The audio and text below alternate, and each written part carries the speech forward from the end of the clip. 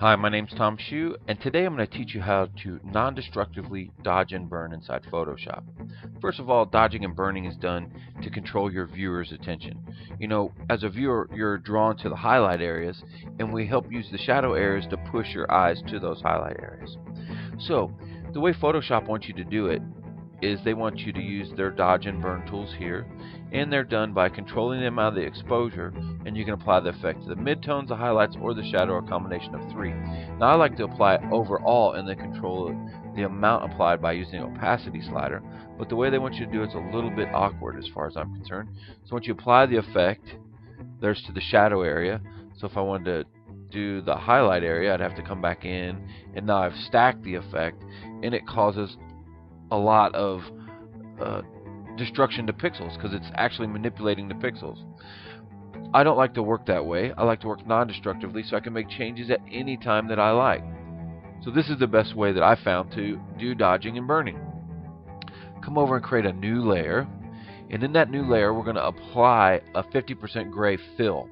The reason why we do that is so we can see what's going on. You go over to edit, click on fill, and we're going to choose 50% gray from the drop down menu. Okay, the reason why we're using 50% gray is because black is invisible, white is fully visible, and we're going to, if we go overlay with 50%, it will completely disappear without changing any of the way the image is viewed. However, it will allow us to make our dodging and burning changes, and we'll be able to see them because we're using black and white. So 50% gray will be invisible on an overlay. So we're going to grab our brush tool. Okay, and now you control the amount of the effect you're going to apply by your opacity.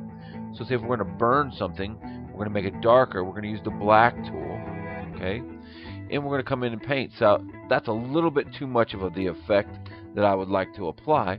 So if we come over and use our opacity slider on our brush tool, this is basically the amount of burn that we're going to be applying. And we don't have to apply it to the shadow, midtone, and highlight. We're going to apply it overall onto the image. So we'll come in here, and I'm going to make my brush a little bit bigger. And just for the tutorial's sake, I'm going to, just apply this kind of all over the place. I would be a little bit more selective if I was doing this for a final edit. Whoa, hit the wrong button there. So I'm going to come in here and just paint around his face to kind of give him a little separation from the floor. I'm going to paint on this car a little bit. Paint around here. I'm going to make my brush a little bit bigger and apply this burn here and here. Now don't worry about how it looks right now, because we're going to control the amount of the effect by the opacity slider. So you can see here's the before and after. We're not destroying anything. We're just applying this effect on top of, like an overlay. Okay, so now what I'm going to do is I'm going to flip the paint chips by hitting the X key, or you can just click right here and it will switch them. So now we're going to go to the dodge portion, and that's the highlight. So the same thing, you control the opacity. Is actually the opacity controls the amount of the effect you're going to be applying. So maybe I'll bring it down to 10%, and I'm just going to paint around his eye a little bit here on his face. And I want you to go right to his face, and I want you to go right to this camera. Okay, so I'm going to hit the X key and just come back in a little bit closer around his face. Okay, that looks pretty good. Now what we'll do is we'll use the opacity.